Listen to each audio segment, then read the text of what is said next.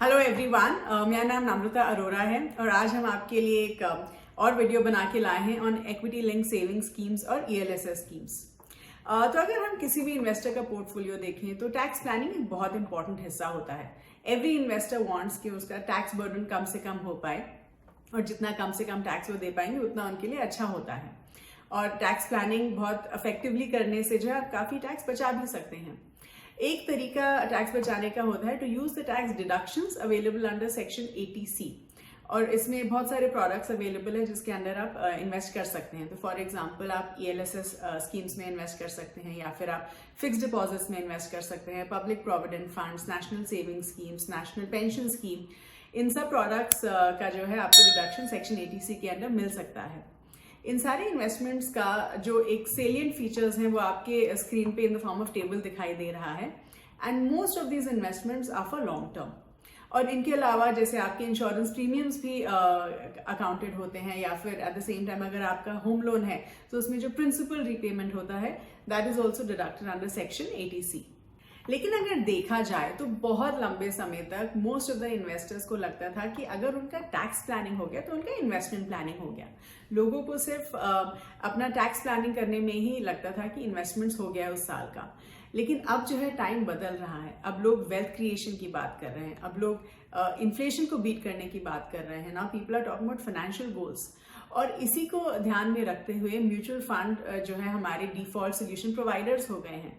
इसीलिए ELSS funds का जन्म हुआ था जो हमें टैक्स प्लानिंग के बारे में या फिर हमें टैक्स एग्जेम्पशंस में हेल्प करते हैं। लेकिन come to look at it, बहुत सारे लोग ईएलएसएस फंड्स को सिर्फ टैक्स प्लानिंग टूल मानते हैं जो शायद सही नहीं है, क्योंकि टैक्स बचाने के अलावा ईएलएसएस फंड्स में उतनी पोटेंशियल है कि वो हमें वेल्थ क्रिएशन भी करवा सकें, क्योंकि एक वो वेल डाइवर्सिफाइड पोर्टफोलियो हमें देते हैं। तो आज हम इन्हीं ईएलएसएस फंड्स के बारे में डिटेल में जानेंगे। ये जानेंगे कि ईएलएसएस फंड्स दूसरे टैक्स सेविंग ऑप्शंस से कैसे अलग हैं and at the same time जो टॉप फंड्स हैं ईएलएसएस फंड्स कैटेगरी में उनके बारे में थोड़ा और डिटेल में जानेंगे। अब ये देखते हैं कि ईएलएसएस फंड्स होते क्या हैं। तो ELSS basically stands for equity linked saving schemes, जो basically tax saving mutual funds होते हैं जिनको एग्जेम्पशन होता है under section 80C of the income tax act. So like I said previously, बहुत सारे इन्वेस्टमेंट ऑप्शंस अवेलेबल हैं जिसमें आप एग्जेम्पशन ले सकते हैं under section 80C and ELSS funds are one of them.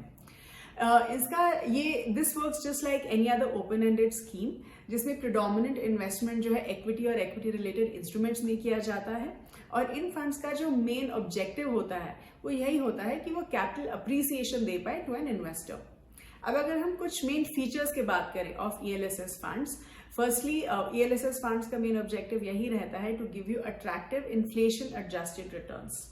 Next of course ELSS funds का जो एक बहुत इंपॉर्टेंट फीचर है वो ये है कि इनका लॉक इन सिर्फ 3 साल का रहता है compare to other investment options जो टैक्स प्लानिंग के अंदर आते हैं, क्योंकि उनका जो लॉक इन पीरियड होता है वो 3 साल से काफी ज्यादा रहता है। ऑल्सो इसमें कोई लिमिट नहीं है इन टर्म्स ऑफ आपको कितना पैसा इन्वेस्ट करना है, आप कितना भी पैसा इन्वेस्ट कर सकते हैं और आप 3 साल के बाद भी you can continue to stay invested. Also जब हम ईएलएसएस फंड्स की बात करते हैं तो इसमें मिनिमम 80% इन्वेस्टमेंट इक्विटी और इक्विटी रिलेटेड इंस्ट्रूमेंट्स में होना चाहिए एंड जो इन्वेस्टमेंट होता है that should be spread across large cap, mid cap and small caps. So think of it like any other flexi cap fund, जहां फंड मैनेजर के पास फ्लेक्सिबिलिटी रहता है to shift the investments across different market caps. ELSS funds में जो minimum investment amount है वो है 500 रुपए और इसमें कोई भी अपर लिमिट नहीं है।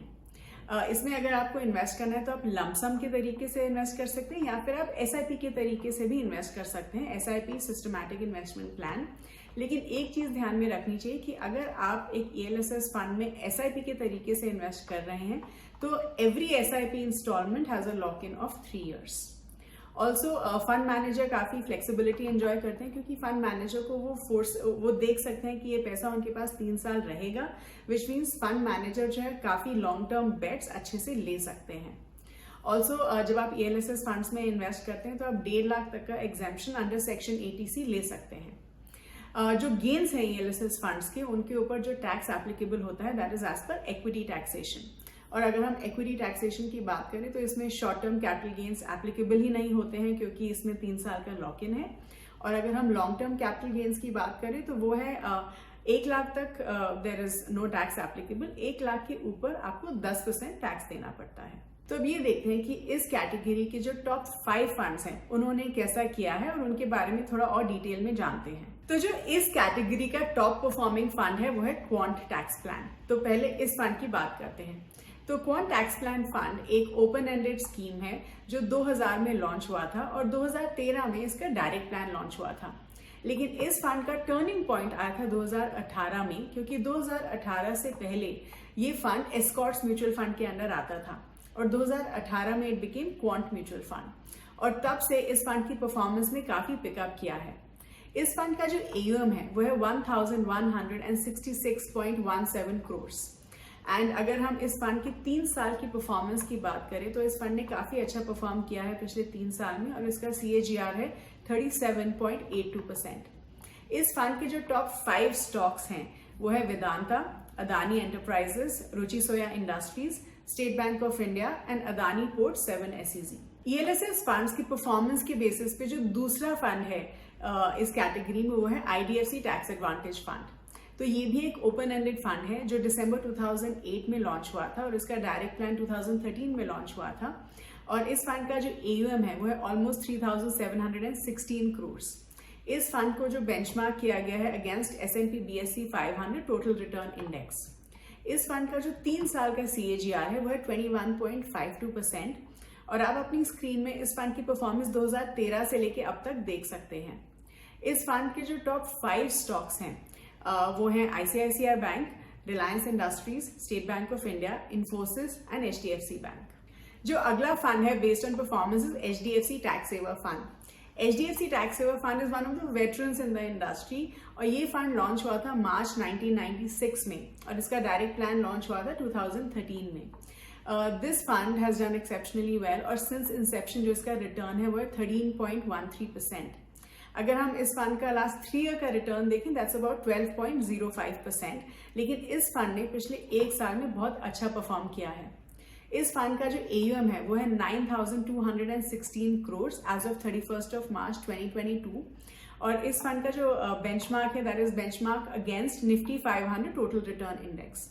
इस फंड की परफॉर्मेंस 2013 से लेके अब तक आप अपनी स्क्रीन पे देख सकते हैं। इस फंड के जो टॉप 5 स्टॉक्स हैं वो है ICICI bank, HDFC bank, Bharti Airtel, State Bank of India and Infosys. जो चौथा फंड है इस कैटेगरी में वो है PGIM India ELSS tax saver fund. ये भी एक ओपन एंडेड स्कीम है जो दिसंबर 2015 में लॉन्च हुआ था। ये फंड का जो AUM है वो है 384 करोड़ एज ऑफ 31 मार्च 2022 और इसका जो 3 ईयर रिटर्न है वो है 18.29%। इस फंड को बेंचमार्क किया गया है against Nifty 500 total return index. इस फंड की परफॉर्मेंस 2015 से लेके अब तक आप अपनी स्क्रीन पे देख सकते हैं और इस फंड के जो टॉप 5 स्टॉक्स हैं वो है Infosys, ICICI bank, Bharti Airtel, L&T and Reliance Industries. जो 5वां फंड है इन दिस कैटेगरी वो है Parag Parikh tax saver fund. अब ये फंड लॉन्च हुआ था जुलाई 2019 में और इस फंड का जो AUM है वो है 547.62 करोड़ एज ऑफ 28 अप्रैल 2022 और इस फंड का जो 2 साल का रिटर्न है वो है 46.26%। इस फंड को भी बेंचमार्क किया गया है against Nifty 500 total return index. इस फंड की परफॉर्मेंस 2019 से लेके अब तक आप अपनी स्क्रीन पे देख सकते हैं। इस फंड के जो टॉप 5 होल्डिंग्स हैं वो है Bajaj holding and investment, ITC, power grid corporation of India, axis bank and ICICI bank. अब हमने इन 5 फंड्स को डिटेल में देख लिया। अब इनकी परफॉर्मेंस एक साथ देखते हैं कि अगर 100 रुपया हमने इन 5 फंड्स में इन्वेस्ट किया होता तो उसकी वैल्यू क्या होती इन 3 इयर्स।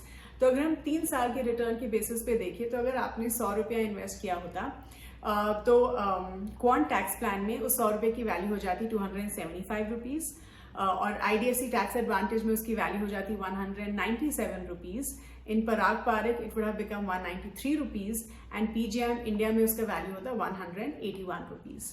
लेकिन ऑफ कोर्स सिर्फ परफॉर्मेंस के बेसिस पे एक टैक्स प्लान या टैक्स सेविंग फंड को सिलेक्ट करना may not be the right thing. उसके बेसिस पे आपको जो है रिस्क पैरामीटर्स को भी कंसिडर करना चाहिए, जैसे standard deviation, sharpe ratio and alpha. So just to conclude, ELSS funds सिर्फ टैक्स प्लानिंग एंगल से ही नहीं देखने चाहिए, बल्कि ELSS फंड्स को आप वेल्थ क्रिएशन एंगल से भी देख सकते हैं, बिकॉज ELSS फंड्स का पोर्टफोलियो काफी वेल डाइवर्सिफाइड रहता है। इसमें 80% जो असेट्स होते हैं वो इक्विटी और इक्विटी रिलेटेड इंस्ट्रूमेंट्स में जा रहे हैं। And at the same time, क्योंकि फंड मैनेजर के पास फ्लेक्सिबिलिटी रहता है to shift between different market caps, ये फंड जो है आपको पोटेंशियल है कि आपको फ्लेक्सी कैप से भी बेटर रिटर्न्स दे सकते हैं। लेकिन इसमें अगर आप लंबा टाइम होराइजन लेके चलेंगे तो रिटर्न्स पोटेंशियल बेटर हो जाता है। So at least 10-year time horizon is something that would work well for an investor. So I hope you've liked this video, and if you've liked the video, of course, like it, share it with all your friends, and subscribe to the Grow Mutual Fund channel. And of course, हमने इस video में काफी examples use किए हैं. Please उनको हमारी advice या recommendation मत समझिए. We only use those to explain the concept to you. So thank you so much and keep watching.